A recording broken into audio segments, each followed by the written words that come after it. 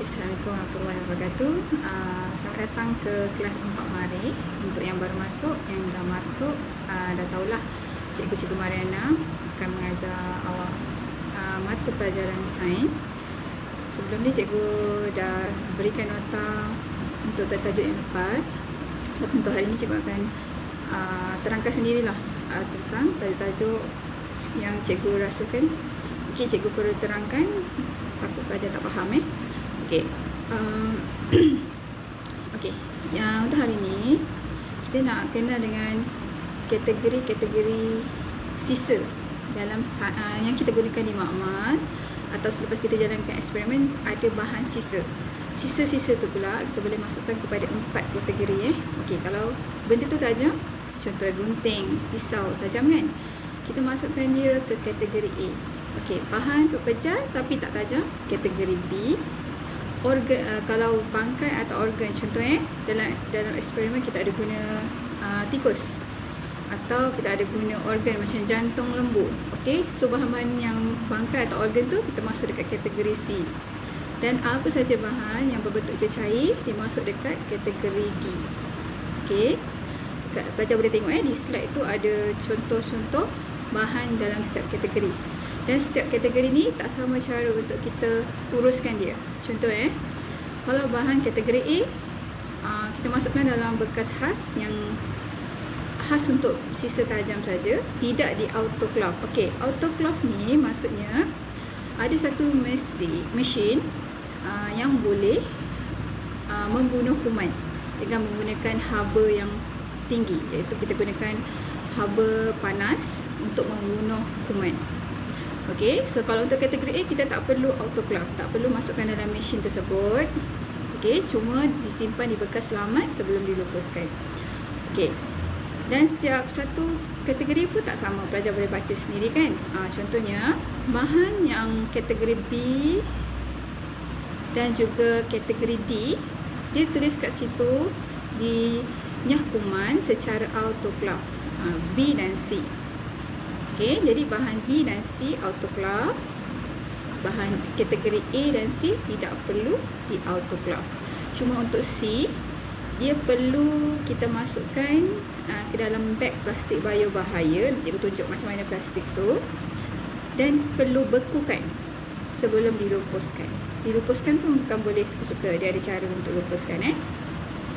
Okey, kalau cecair perlu kita bunuh kuman dengan cara kita masukkan dalam mesin autoclave pada suhu yang tinggi, dan selepas di autoclave boleh buang terus ke dalam sistem kumbahan melalui sinki ataupun tandas.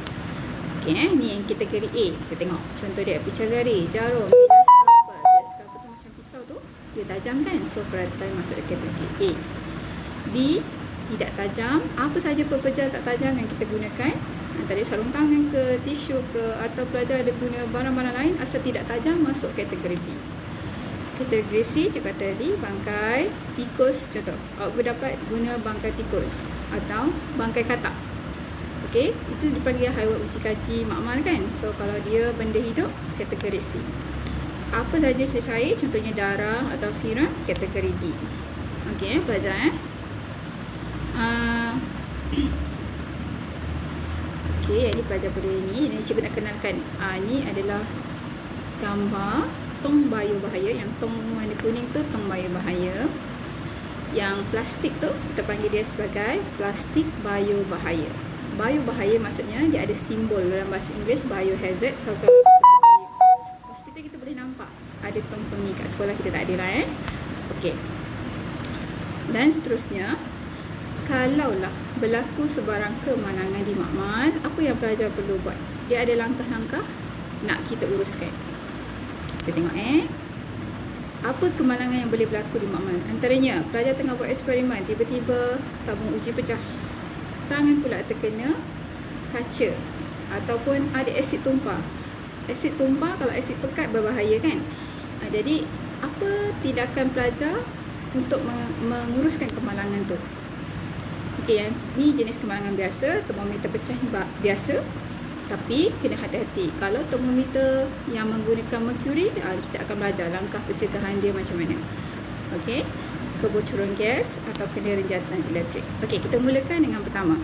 Kalau eksperimen yang ada guna bahan kimia, tiba-tiba pelajar tengah buat tumpah. Pelajar nak buat apa?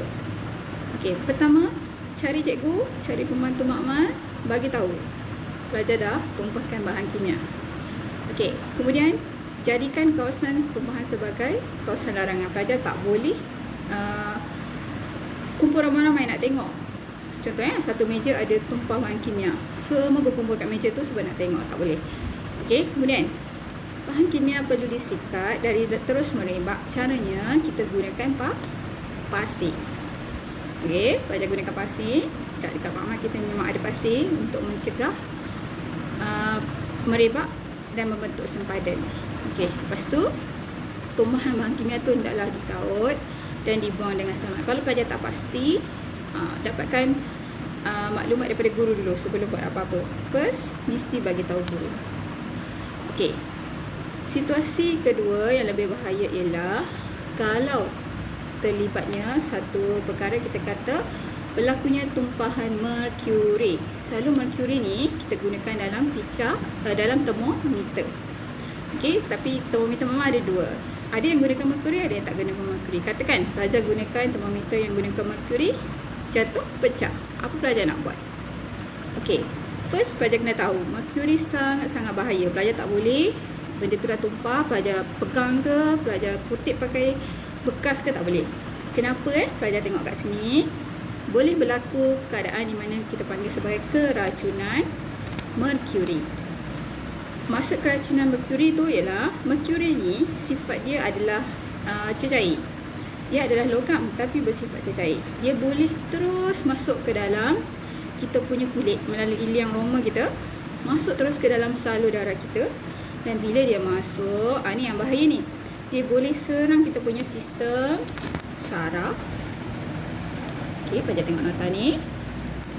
Dia juga boleh serang kita punya salur pencernaan. Dia boleh juga menyerang kita punya sistem pembiakan dan juga merosakkan ginjal kita. Sebab tu kalau berlakunya tumpahan merkuri, kita tak boleh sorok-sorok daripada cikgu. Mesti cepat-cepat bagi tahu guru dan pembantu makmal. Lepas tu sama juga, meja yang ada berlakunya tumpahan merkuri tu memang tak boleh pergi langsung. Pelajar kena jauhkan diri dan maklumkan guru. Nanti guru atau pembantu makmal akan bekakkan pelajar dengan serbuk sulfur. Serbuk ni ada di makmal dan kita akan gunakan serbuk sulfur tu untuk tutup tumpahan yang kita ada. Dan cara keempat ialah guru atau pembantu makmal akan hubungi jabatan bomba. Kita tak boleh buat apa dah. Jabatan bomba yang akan datang dan akan uruskan tumpahan tadi. Okay, boleh belajar? Okey, cikgu stop sampai sini. Nanti kita sambung lagi video kedua untuk membincangkan alat pemadam kebakaran. Okey, selamat cuba menyelesaikan latihan yang cikgu berikan nanti.